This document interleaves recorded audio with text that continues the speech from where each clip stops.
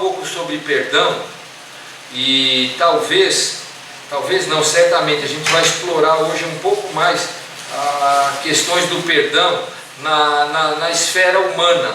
Eu não vou tratar tanto do perdão do ponto de vista do perdão de Deus, que é o perdão inicial que nos reconcilia com Deus e que permite todos os demais tipos de perdão que nós temos nas nossas relações humanas, não é? Uma coisa importante inicialmente para a gente começar a pensar: nós temos tido um contingente enorme de pessoas que estão doentes da alma, do espírito, por conta de questões que não foram resolvidas através do perdão, questões que ficam ali, vamos chamar assim, encruadas, ficam ali por baixo da cinza, e quando vai se ver uma outra ocasião a gente percebe que tem brasa embaixo da cinza e as coisas vão eclodir de uma outra forma. Então é fundamental lidar com essas questões, até assim do ponto de vista da saúde espiritual, emocional, com impacto também na saúde física, problemas que somatizam, que passam do espírito para o corpo, não é? Que passam da esfera do coração ou das nossas emoções para o corpo. Eu vou procurar, pela graça de Deus, trabalhar com dois textos. Um deles vai falar do perdão quando nós somos o ofensor. O outro vai falar do perdão quando nós somos o ofendido, que há posturas distintas para ser tomadas conforme aí onde exatamente nós vamos estar com relação a essas coisas. Eu vou pedir para você abrir a sua Bíblia lá em Mateus, no capítulo 5.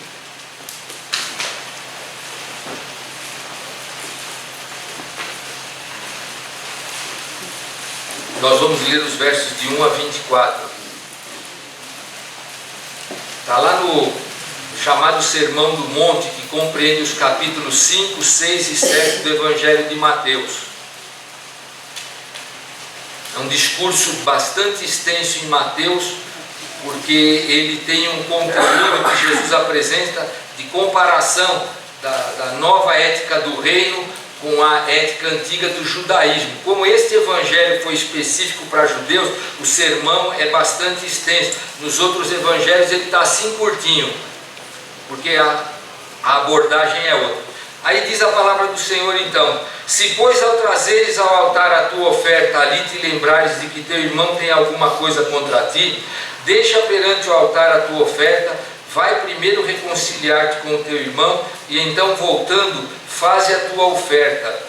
Entre em acordo sem demora com o teu adversário, enquanto estás com ele a caminho, para que o adversário não te entregue ao juiz, o juiz ao oficial de justiça, sejas recolhido à prisão. Jesus faz uma colocação aqui, e ele usa algo que era da linguagem até jurídica, como de alguém com quem você teria algum litígio, que pudesse até de alguma forma trazer um prejuízo legal. Mas o fundamental inicialmente para a gente prestar atenção nesse texto é que inicialmente Jesus diz que se você for cultuar a Deus, se você for levar sua oferta ao altar, se você for estabelecer uma relação de comunhão com Deus, e você se lembrar que o teu irmão tem alguma coisa contra ti, então veja, você pecou. Esse é o caso aqui. Nós somos aquele que pecou, e você lembrou que pecou. Tá bem? O Espírito de Deus falou, você foi incomodado, ou talvez na sua leitura bíblica na semana você falou: puxa, olha, tenho falhado nisso, tem alguma coisa pendente. Então, o que Jesus está ensinando aqui? Que antes da gente prestar um culto a Deus, é importante que a gente busque reconciliação para relacionamentos que estão com ruído no meio, por conta de coisas erradas. Aqui a gente vai chamar genericamente de pecado. Talvez há uma exceção, vou mencionar, pode não ser pecado, pode ter algum mal entendido, alguma coisa, mas focaliza agora nesse sentido: você é o ofensor, ou você pecou. E olha que interessante o que a palavra de Deus diz: quando você vai trazer a sua oferta, você lembrou de alguma coisa. E essa palavra, ela é fundamental, eu vou dizer porquê daqui a pouco. Mas você está vendo que tem um relacionamento que está meio machucado, está meio quebrado, porque você pecou contra alguém. Então o Senhor disse: deixa a tua oferta. Então é preferível, ao invés de ir cultuar a Deus, que você vá buscar reconciliação daquilo que o Senhor lembrou você, ou provocou no teu coração, ou trouxe à tona ali, para que você possa fazer então restauração. Então veja, esse é o caso em que você pecou, e a palavra de Deus diz: busque a reconciliação. Não fique esperando, vamos ver, eu vou esperar. Se ele ficou chateado, acho que ele vai me procurar, então eu lembrei que eu fiz algo errado. Não, a palavra de Deus está mandando proatividade. Você lembrou que tem alguma coisa, querido, a gente tem que ir lá.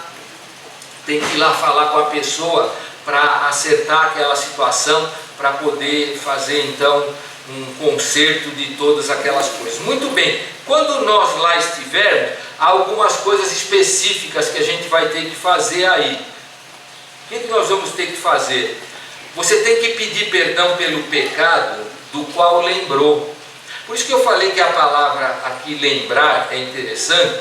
E por que eu estou dizendo isso? Porque é necessário que quando a gente vai fazer acerto de perdão, que a gente seja específico. Pela graça de Deus eu fui alcançado por Jesus já há mais de 30 anos. Então eu tive muitas experiências ao longo da vida, e já há alguns anos sou pastor. Então, lamentavelmente, o que a gente percebe em algumas situações? Vai haver um acerto, às vezes eu estando como mediador ou não importa, mas às vezes há alguma coisa, e você viu que Jesus falou, você lembrou qual é essa coisa, é uma coisa X, é uma coisa específica. E o que a gente vê comumente? É que quando a pessoa vai pedir perdão, ela chega para o outro e fala: se eu te fiz alguma coisa, me perdoa aí.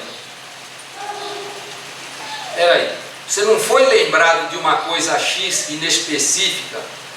Conforme a palavra de Deus diz aqui, você foi cultuar a Deus, você foi levar a tua oferta, e você lembrou que pecou contra o irmão. O pecado tem nome e endereço. Se o pecado foi ofensa, a gente tem que ir pedir perdão da ofensa. Se o pecado foi uma maledicência, a gente tem que pedir perdão da maledicência.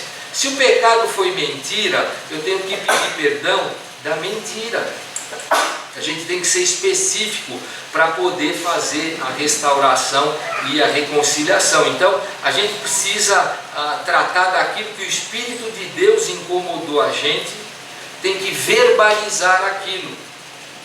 Então, talvez uma dessas coisas aconteça com mais frequência, que é na minha casa. Graças a Deus a gente desenvolveu o hábito. Quando a gente senta assim, a gente olha no olho e fala. Com a Joana eu falo: querida, me perdoe porque eu lhe ofendi com aquelas palavras assim e assim. Eu estou pedindo para que ela me perdoe do que efetivamente aconteceu, é algo concreto, o pecado está ali. Então eu lembrei, ou eu já não esqueci talvez, mas já estava incomodado, movido pelo Senhor. Como é que a gente faz na hora de pedir perdão? A gente tem que pedir perdão por algo específico. E a pessoa do outro lado, a gente vai tratar, ela não deve, tudo bem, não sei o que deve acontecer? O ofendido deve perdoar. Eu te perdoo por esse pecado. Tudo bem, esquece, deixa para lá. Está errado. Não é assim que a palavra de Deus nos ensina a fazer. Então, quando eu me dirigir, queridos, a algum de vocês para pedir perdão, certifiquem-se, seja eu ou quem for, que estamos pedindo perdão por algo específico, real, que aconteceu. E mesmo que talvez você é forte espiritualmente, aquilo não te machucou muito, não te feriu, é preciso que a gente complete o ciclo. Então o ofensor pede perdão especificamente, e a parte ofendida olha e fala: eu te perdoo. E aí a gente cumpriu o que está acontecendo. E o Senhor está mostrando aqui nesse texto, no começo de Mateus, aqui no capítulo 5. Então, tratando do ponto de vista, e guarda isso que é importante também. Veja que eu sou o ofensor, e o Senhor está dizendo: vai. A gente tem que tomar a iniciativa. Vai lá acertar aquela coisa que você está sabendo que ficou para trás com ponta solta, né? Essa linguagem que a gente usa. Então o que acontece, queridos? A expectativa de Deus e da palavra é de que a gente, que é cristão, movido pelo amor de Deus, movido pela lembrança do que Jesus fez por nós na cruz, quando acontece um processo assemelhado a esse, há uma restauração. A gente pode dar um abraço e saber que aquilo torna-se uma página virada, algo que ficou para trás. E é assim que o Senhor quer que aconteça, é assim que o Senhor nos trata, conforme Isaías e outros textos, mas onde é dito que quando nós pedimos perdão, é como se o Senhor esquecesse aquela ofensa. Agora, Deus não tem amnésia. A palavra está dizendo que o Senhor não traz mais à tona para colocar diante de nós o pecado que foi tratado. Porque há uma aplicação do perdão de Deus quando nós pedimos perdão ao Senhor, e essa dinâmica funciona dessa forma. Então vejam, queridos, o pecado ele tem que ser tratado com o pedido de perdão a Deus, mas ele tem que ser tratado também com a pessoa a quem nós ofendemos. E isso é restaurador. Isso tira o peso do ofensor, tira a mágoa do ofendido e restaura os relacionamentos e faz um bem danado. Se você já teve a experiência de ficar meio brigado com alguém 1, 2, 3 semanas, não estamos se falando, porque saiu lá uma troca de coisa, eu xinguei, ele também xingou, isso é horrível. Isso é horrível.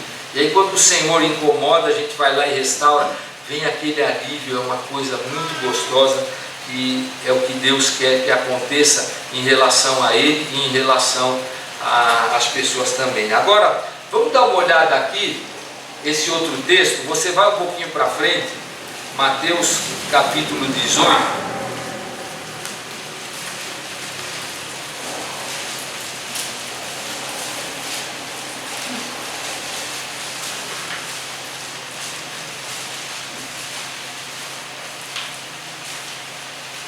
Eu vou ler a partir do verso 15, diz: se teu irmão pecar contra ti, percebe que aqui já é o contrário. Lá no primeiro texto é se você lembrar que pecou contra o teu irmão. Aqui é o inverso, aqui você é o ofendido, você não é o ofensor. Aqui trocou o lado da situação.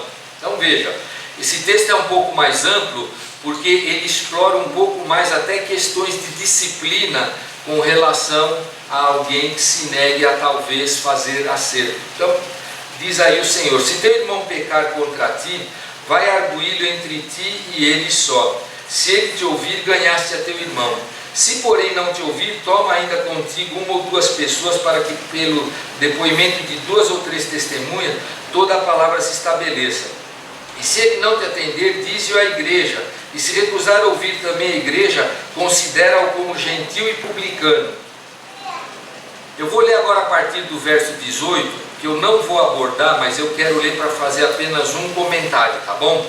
O texto continua dizendo: em verdade vos digo que tudo que ligardes na terra terá sido ligado nos céus, e tudo que desligardes na terra terá sido desligado nos céus. Em verdade também vos digo que se 2 dentre vós sobre a terra concordarem a respeito de qualquer coisa que porventura pedirem, ser-lhe-á concedida por meu Pai que está nos céus. Porque onde estiverem 2 ou 3 reunidos em meu nome, ali estou no meio deles. Os versos, queridos, 18 a 20, eles vão tratar de disciplina eclesiástica quando um irmão que está em pecado se recusa a fazer acerto. E aí a igreja tem que então tomar algumas medidas disciplinares. E o que o Senhor está dizendo aí é que quando houver 2 ou 3 cristãos maduros, fiéis, que vão procurar exercer disciplina, e o cristão se recusar, aqueles 2 ou 3, eles falam em nome do Senhor. Quando eles aplicarem a disciplina, é como se fosse o próprio Senhor aplicando a disciplina. Embora possamos usar secundariamente, não é, o verso 20, para um contexto de culto, onde houver 2 ou 3 reunidos em meu nome, eu estou lá. O texto não está falando de culto, ele está falando de disciplina eclesiástica. Então, onde houver 2 ou 3 falando em nome do Senhor para exercer disciplina, que é o assunto da passagem, é como se fosse o próprio Senhor ministrando disciplina. Por isso que lá no começo, Mateus fala, vai falar com o irmão, se ele não ouvir, toma 2 ou 1 ou 2 aí, vai lá. Então é como se fosse a igreja, como se o próprio Senhor estivesse lá. E aí ele busca mostrar essas coisas a respeito de disciplina. O que acontece aí, queridos? Nesse caso, não foi você que pecou, pecaram contra você ou contra alguém e você viu ou soube da coisa. Então, nós como cristãos devemos buscar sempre restabelecer os relacionamentos interpessoais, não importa como eles aconteçam. Se alguém pecou contra você, você vai para tentar resolver uma coisa que é pertinente a você. Mas se você viu ali uma questão onde pessoas estão em litígio, você pode também ter que falar, irmãos, vocês deveriam, você vai incentivar, se você viu, toma a iniciativa de fazer como o texto aborda nesse sentido, de você ir arguir o irmão, ir arguir a pessoa. Então, uma coisa bastante legal que tem nesses dois textos, é que nos dois textos, seja você o ofendido ou o ofensor, a palavra de Deus manda ir, não esperar. Então vejam, queridos, se alguém ofendeu você de alguma forma e precisa haver restauração, você é o ofendido, a palavra de Deus diz vai. Agora, se você é o ofensor, a palavra de Deus também diz vai. Assim que vier a percepção, ou mesmo que ela ocorra imediatamente talvez, a gente toma a decisão, a gente não deixa a coisa fermentar. Até porque eu digo fermentar, não só no coração dos envolvidos, mas também elas começam a ampliar o horizonte do conhecimento da coisa. E começam a gerar partidos conforme a entonação de quem contou. Então o que a gente deve fazer? Uma postura cristã saudável, que vai ajudar, que é boa. Os dois casos estão dizendo, a gente deve tomar iniciativa e deve buscar restauração. E isso serve, queridos, inclusive eu estou mencionando aí, para a gente praticar em qualquer esfera, não só na igreja, em casa, na família, onde for. Alguém chegou para você choramingando, buscando apoio, trazendo queixo, olha, meu marido, assim, você já conversou com ele sobre isso diretamente? Eu quero incentivar você, então, converse com ele sobre isso, exponha que você não está feliz com essa situação, e vai lá. Ele pecou contra você, vai lá. Se não resolver, você vai buscar outras áreas. Já tem que matar no nascedouro a possibilidade da coisa expandir. E aí começam a ficar pessoas que tomam partido, como eu disse, conforme a versão que recebem. Isso vai estragando os relacionamentos aonde nós estamos. Nós devemos ser promotores da paz e do entendimento enquanto cristãos, não deixar que assuntos contaminem a igreja, a família, o trabalho. Então o que a gente faz? A gente procura resolver promovendo restauração. Sabe o que aquele cara falou para mim? Poxa, estou vendo que você está chateado, não precisa nem me contar. Você já falou com ele sobre isso? Mas não, vá falar com ele. É o que a palavra de Deus manda nós fazermos. Encoraja, vá lá, vá na pessoa. Não adianta você me contar. O teu problema é A e B, eu sou a pessoa C. Você tem que resolver lá, onde a coisa brota. E é assim que nós devemos fazer, para qualquer tema, e a gente vai nesse sentido aí poder sempre ser promotor da paz, do entendimento de pessoas. Mas esse texto aqui de Mateus 18, ele tem algo interessante para a gente perceber. Eu não sei se eu vou ser feliz na minha ideia. Eu procurei fazer um fluxograma do que Mateus está dizendo aqui. O teu irmão pecou contra ti, não é? Muito bem, o que você faz?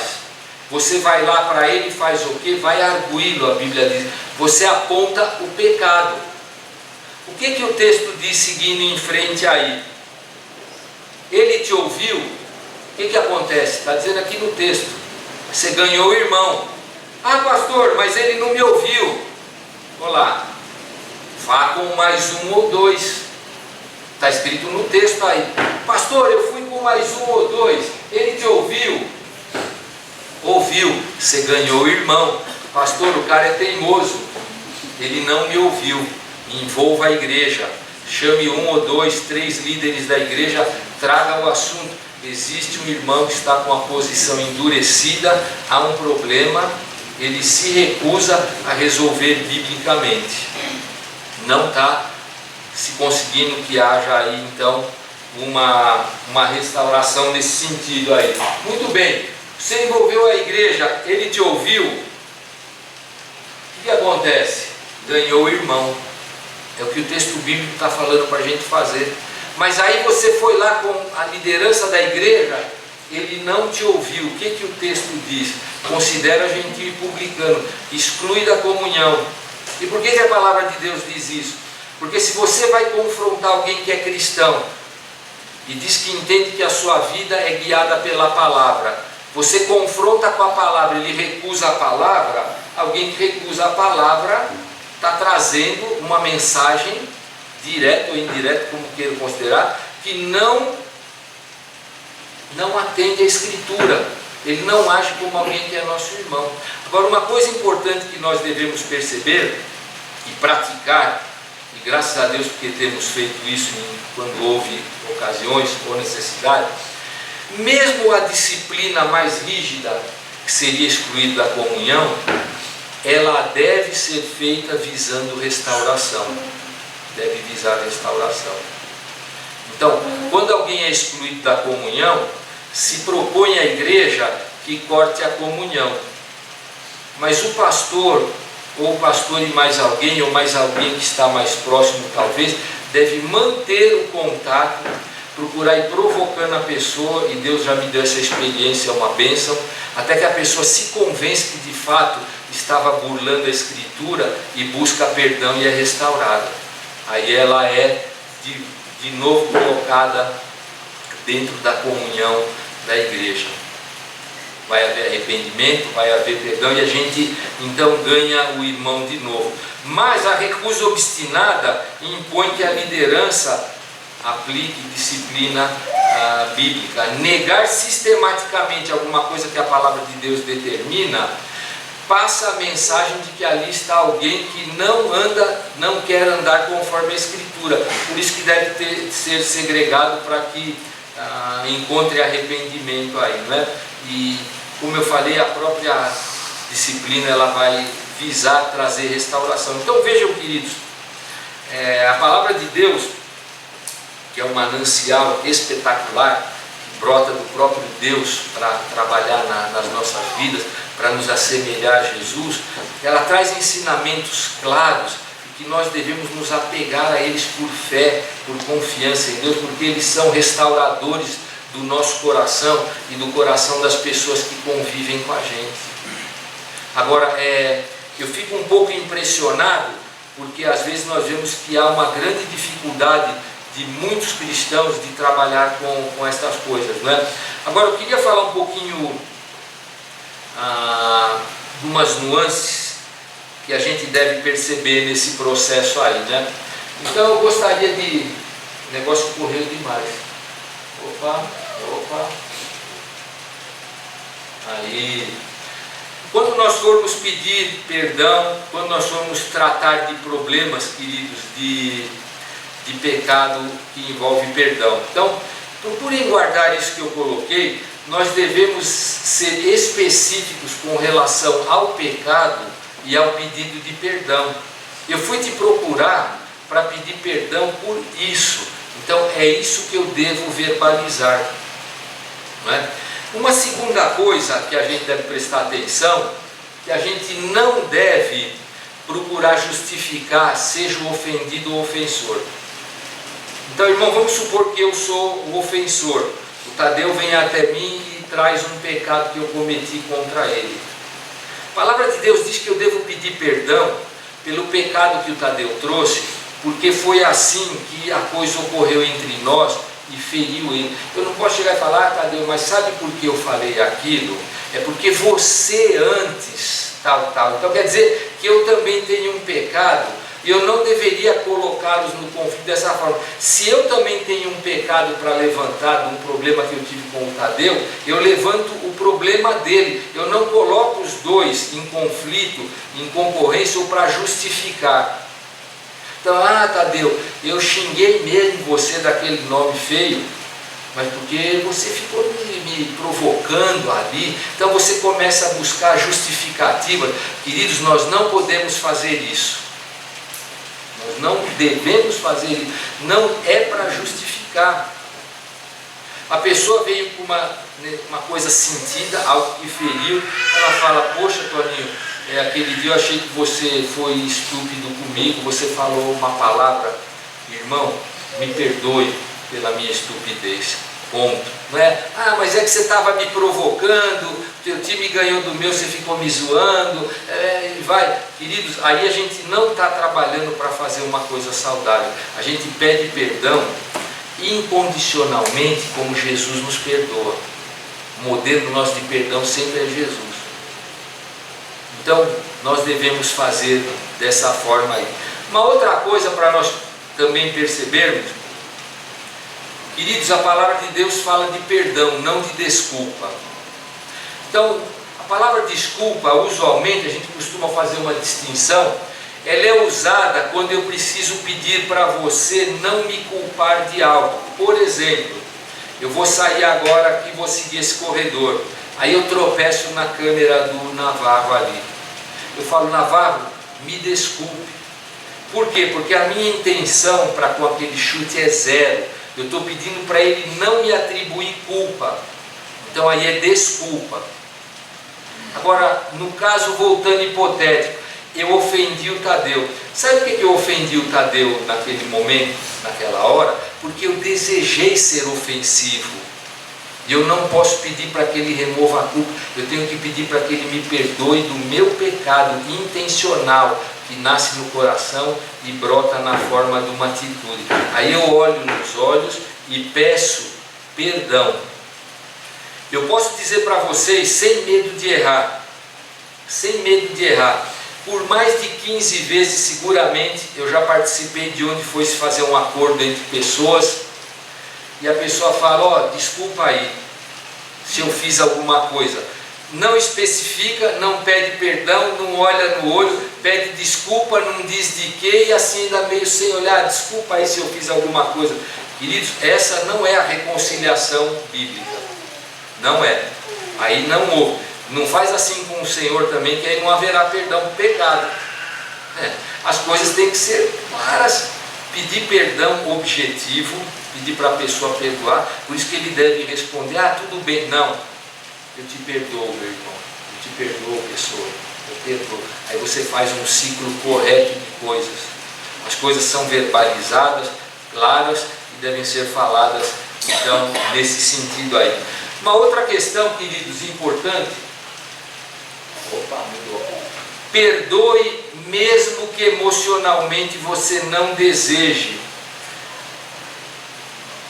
Quando nós olhamos lá para Filipenses capítulo 2, a partir do verso 5, diz que nós devemos ter em vista o mesmo sentimento que houve também em Cristo Jesus. Ele, sendo Deus, ele não considerou nada, ele não olhou para a emoção, para o sentimento, ele tomou uma decisão amorosa de perdoar.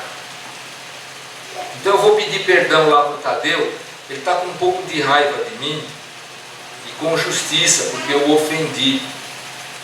E aí ele deve, como bom cristão que eu sei que ele é, mesmo que ele não esteja emocionalmente sentindo vontade, mesmo que ele não esteja me achando o cara mais bacaninha do mundo naquele momento, porque ele está ofendido, a palavra de Deus nos ensina a falar: eu te perdoo, e a gente aguarda que o Senhor vai tratar do nosso coração com o tempo.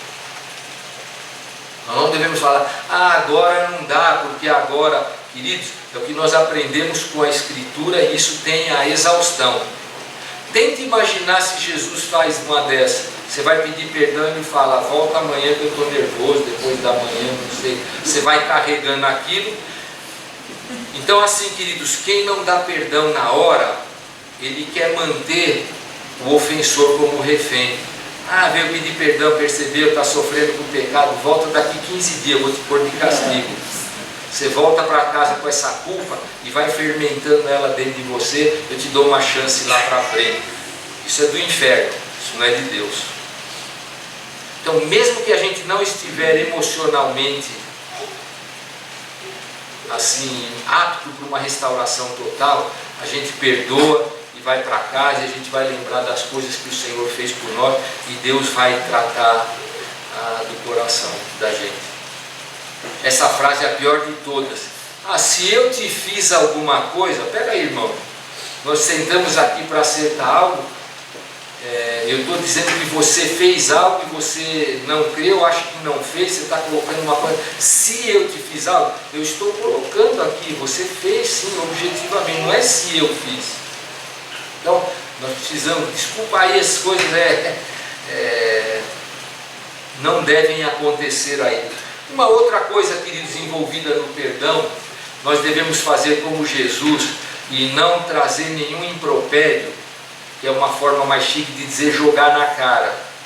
Sabe que nesse texto de Mateus 18 tem outras tratativas sobre perdão, e um pouco para frente vai haver aquela pergunta para Jesus: quantas vezes eu devo perdoar o meu irmão?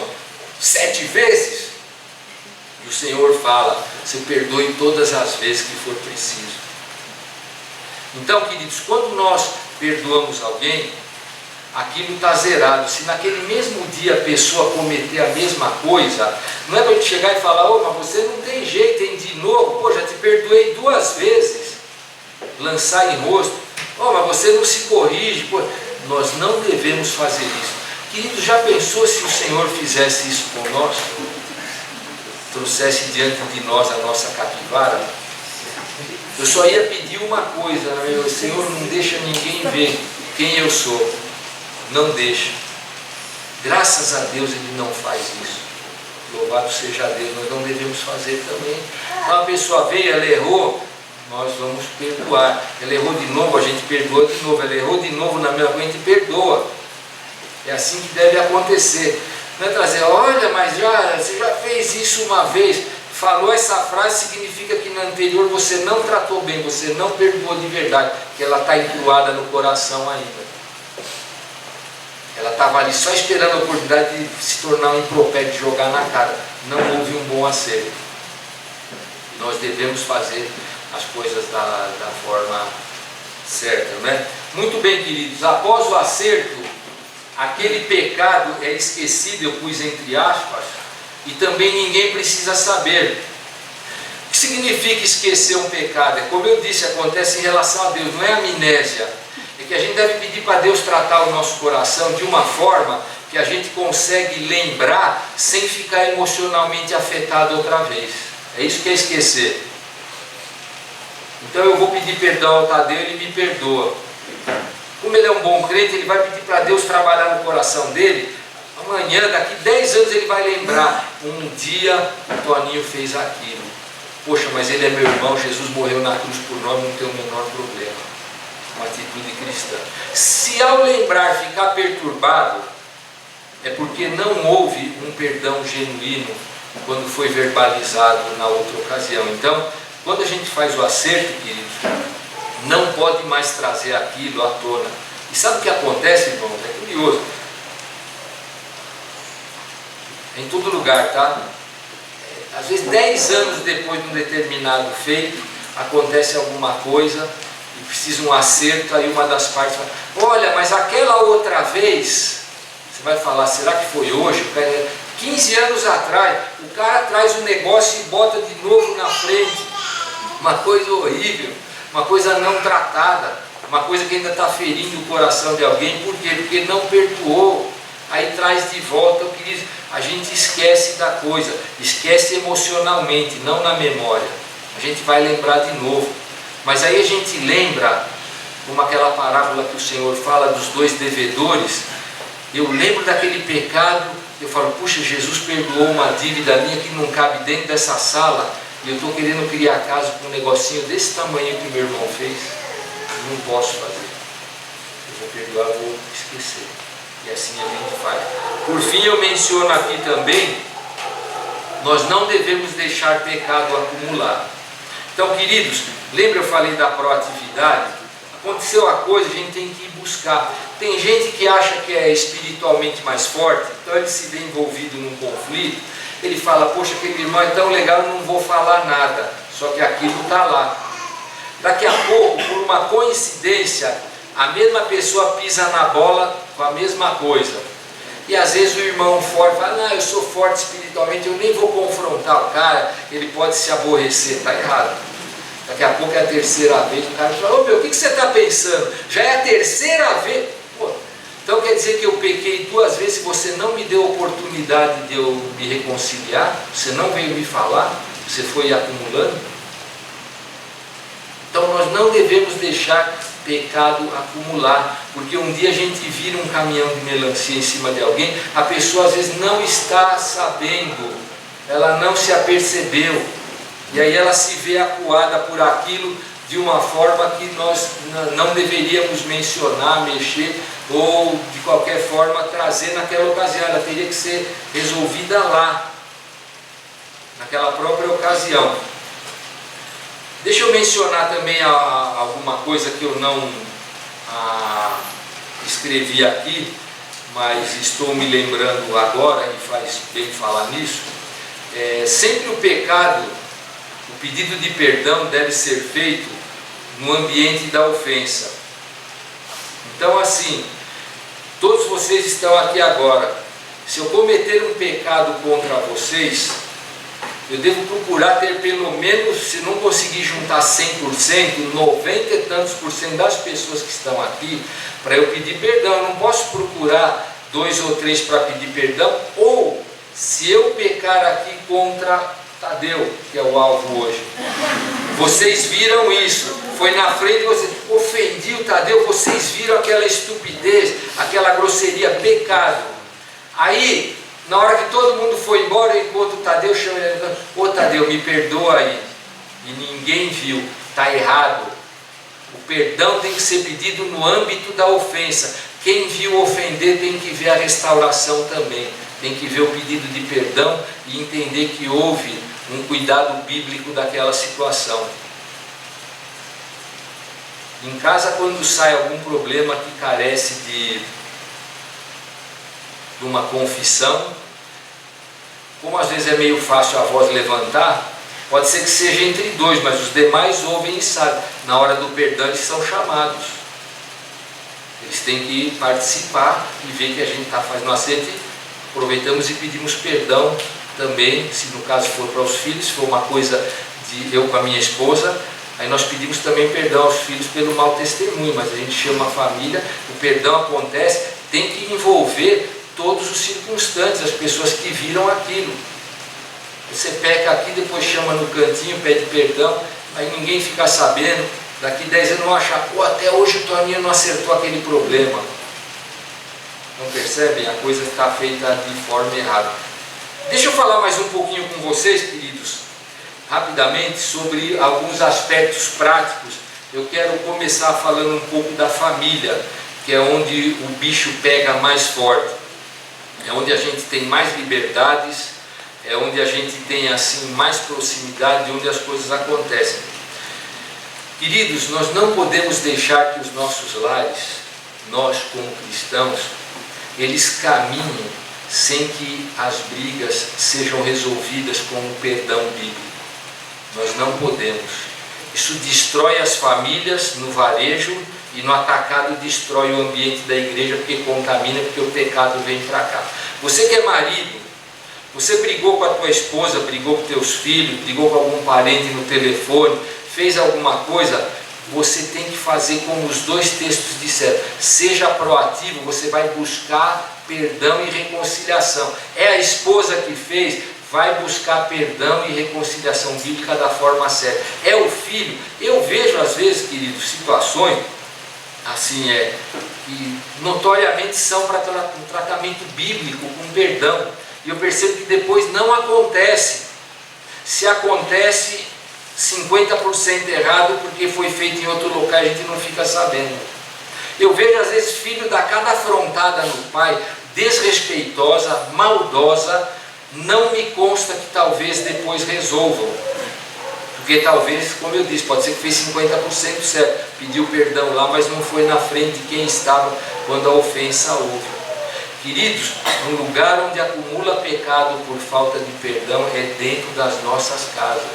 É onde eles mais acontecem, e é onde nós devemos buscar tratamento bíblico, pedir de perdão, olho no olho, falar com o coração, pedir perdão, orar junto, chorar junto, se for o caso, se abraçar e consertar as coisas para que o inimigo não fique reinando dentro da nossa casa.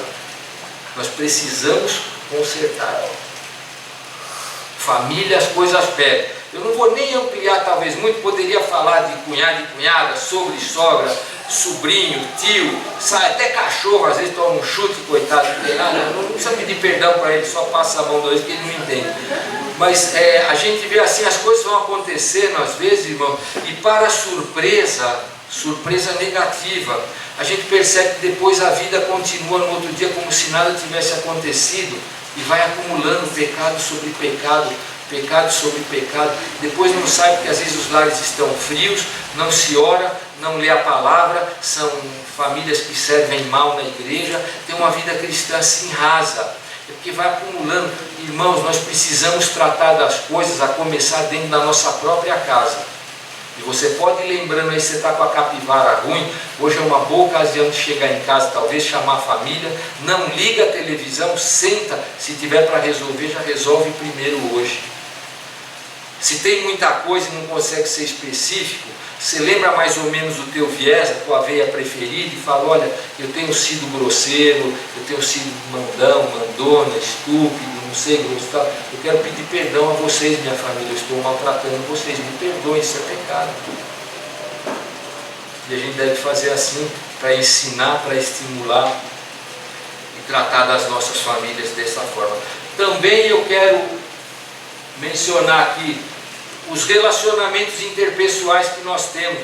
Pode ser que nós tenhamos pecado no trabalho, na escola, com um vizinho, com um parente, com gente da sociedade em geral. Querido, se ao chegar lá para levar a tua oferta, não está escrito lá em Mateus capítulo 5, se lembrar, você vai lá, queridos. Se você lembrar que alguém tem alguma coisa contra você, Mateus 19 está te incomodando, vai falar com a pessoa para restaurar a tua paz, e você dá a chance para que ele peça perdão e purifique. A pessoa pecou contra você, você vai fermentando e não fala, ela está carregando o pecado, ela deve confessar aquilo. Como é que ela vai saber? Você vai falar em amor. Irmão, aquele dia aconteceu isso. Então, dê uma pensada, cuidado com os relacionamentos, e quando as coisas acontecerem, nós precisamos acertar biblicamente. E olha que elas acontecem, viu? Para todo canto. Por fim, quero mencionar aqui também a igreja. Embora as coisas de fora contaminem a igreja, quando as coisas ruins acontecem dentro da própria igreja, se a gente não arrumar, aí é que vem a ruína mesmo. Você saber que dentro da igreja tem às vezes irmão que não fala com o irmão, marido que não está falando com a esposa, filho que não está falando com o pai, gente que está brigada aí. Está sabendo o que está acontecendo, querido? Toma iniciativa. Jesus falou nos dois casos, proatividade.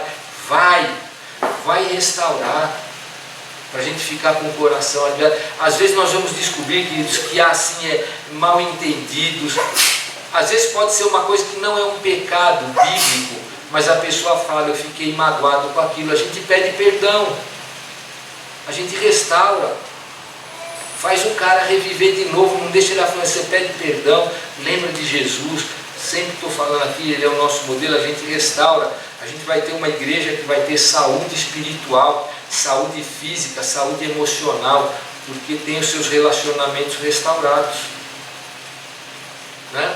Então vejam como Deus é maravilhoso, que Ele nos provê um suporte tão grande de coisas para que a gente possa não caminhar de uma forma assim agressiva, beligerante, é uma coisa que maltrata, que faz mal para a gente. Lidar com pessoa que faz mal para a gente, isso é ruim. E Deus traz recursos para nós, e nós podemos então andar e restaurar as coisas. Eu coloquei uma frase aí, essa é a primeira Toninho 1, ó.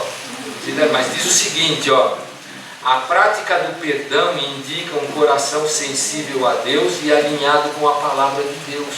Então, onde há perdão praticado dessa forma, é porque é a pessoa que está sensível a Deus e está andando na palavra. Então veja que tudo que a gente prega aqui está vinculado à palavra, né? Por isso que muita coisa é estranha para o povo que não vai à palavra. Então a gente vai lendo e você vai perceber todos os livros da Bíblia mostrando situações onde o perdão restaura as situações. Então isso vai mostrar que a gente tem maturidade. Quem está promovendo restauração dessa forma é alguém que é sensível a Deus e que está ouvindo a palavra de Deus. Então quando vê o negócio, o cara vai para casa e fala: puxa vida, aquela hora eu me exasperei, eu ofendi o cara, eu vou precisar falar com ele, eu vou lá. Então aquilo, por que eu fui confrontado com alguma coisa? Porque a palavra de Deus está na mente e no coração, o Espírito de Deus está falando, ele provoca a gente, porque Deus deseja que nós façamos essas coisas. E aí a gente, incomodado por aquilo, seja ofendido ou ofensor, a gente vai e procura restaurar, dá um abraço no irmão e é uma alegria muito grande. Às vezes chora, não é? É uma coisa assim que Deus vai promover em nós. Por fim, eu estou dizendo aí que o perdão é uma atitude de amor. E nisso, nós temos não só Deus como a fonte do amor, mas nós temos um modelo de Jesus Cristo. Alguém puro, santo, perfeito. Nós poderíamos citar muitos atributos que falam das perfeições do Senhor. Aí ele olhou para a gente de uma qualidade igual a minha, que é nenhuma, e ele resolve vir e morrer por conta de gente igual a mim para me perdoar. E por conta disso a gente deve se perguntar: será que tem alguma coisa mesmo que eu não deveria perdoar em relação a alguém? Depois do que Jesus fez, ele é o modelo, ele é o paradigma, ele quer trabalhar dentro de nós. O Senhor é que pode produzir essa atitude dentro de nós. Ninguém na carne consegue trabalhar com questões de perdão, não consegue. Nós precisamos tomar isso como uma atitude espiritual, que o Espírito de Deus produz em nós, que vai alegrar o rosto. Queridos, eu já vi, você talvez também tenha experiência e possa querer compartilhar. Pessoas que estão com uma cara assim muito carregada, sisuda, parece que está sem vida há muito tempo. Você começa a conversar. E você vai dando uma perguntadinha, você vai ver o que tem ali. Mágoas retidas por conta de ofensa, briga, agressividade, coisa que foi feita e não foi tratada com perdão. A pessoa vai receber naquela carga, ela também tem a culpa, porque talvez retrucou, fez aquela coisa que a gente sabe que infelizmente acontece nas relações humanas, e a pessoa está sem vida no rosto. E quando você consegue trabalhar com a pessoa no aconselhamento e leva a pessoa a trabalhar a questão do ponto de vista do perdão, você vê transformação de rosto, é impressionante. A pessoa parece que é outra, traz alegria no rosto, um rosto mais viçoso, uma coisa espetacular. E isso o Senhor quer fazer com a gente. Nós devemos então nos apropriar por fé destas verdades da Escritura e pedir a Deus que nos ajude no dia a dia. Vamos botar essas coisas em prática, querido. Essas coisas fazem bem para a nossa vida individual, para a nossa casa, para o nosso trabalho, para a nossa igreja. Louvado seja Deus, porque muitos têm feito dessa forma. Talvez não, certamente por conta disso que ainda não explodimos, não é? Tanto tempo andando junto, tanta coisa que a gente já falou atravessada, já ouviu também. Puxa, como é que a gente continua junto tanto tempo? Porque há perdão bíblico, a gente restaura e consegue caminhar de novo, como alguém já disse. Quando a gente perdoa alguém, a gente dá uma chance daquela pessoa nascer de novo na história da nossa vida. A pessoa voltar zerada, ela está reconciliada, eu vou virar aquela página, a gente vai caminhar e Deus vai trabalhar de novo, nós vamos fazer muitas coisas. E eu queria orar agora por isso e pedir a você, querido, vamos praticar estas coisas, praticar o perdão bíblico, seja como ofendido, como ofensor, mas também vamos agradecer a Deus que nos perdoou de tantas coisas e nos capacita a fazer estas coisas. Vamos orar. Pai querido, nós queremos agora ir até o Senhor em oração. Vai te agradecer por muitas coisas, Senhor. A primeira delas é porque em Jesus Cristo nós fomos totalmente perdoados e de todos os nossos pecados, sem que o Senhor lançasse nada contra o nosso rosto, sem que o Senhor reclamasse, porque já perdoou muitas vezes o mesmo pecado, sem que o Senhor fosse rápido demais na disciplina para não nos arrebentar. Pelo contrário, o Senhor é longânimo. Nós te agradecemos porque o Senhor trabalha no nosso coração, o Senhor restaura a nossa alma pela tua palavra, pelos ensinos, pela prática do que nós aprendemos. Muito obrigado, ó Deus, por ser um Deus perdoador. Queremos pedir também, Senhor, nos ensina a ter um coração perdoador, a ter a iniciativa de restaurar relacionamentos, de não permitir que coisas fermentem no nosso coração, de não deixar irmãos reféns de pecado contra nós, de não ficarmos, ó Deus, transtornados por um pecado que às vezes temos resistência em pedir perdão. Trabalha nos nossos corações, nos ajuda a ensinar isso para os nossos filhos, para crianças, para velhos, para antigos na fé, para novos na fé. Trabalha estas coisas no nosso coração, Senhor. Queremos pedir que Tu nos abençoes com isso. E obrigado, a Deus, porque em cada caso onde assim foi feito, o Senhor trouxe vitória, restauração, relacionamentos foram trazidos de novo a um patamar de excelência, de amizade, de irmão mesmo. Queremos pedir, ó Deus, que Tu ensines essa igreja a ser uma igreja perdoadora, tendo como modelo e padrão Jesus Cristo, nosso Salvador. Queremos pedir estas coisas enquanto oramos, ó Deus. Se o Teu Espírito estiver falando com o coração de alguém, se houver algo a ser tratado, ó Deus, desafie para que no mais breve tempo possível estas coisas possam ser resolvidas. Que possa haver, ó Deus, restauração de relacionamentos quebrados, de mágoas mantidas, de coisas não tratadas. Trata do coração desta igreja, Senhor, para a honra e glória do Teu nome. Queremos orar por tudo isso, Senhor, agradecidos, em nome de Jesus. Amém. Amém. Que Deus nos abençoe por todas estas coisas.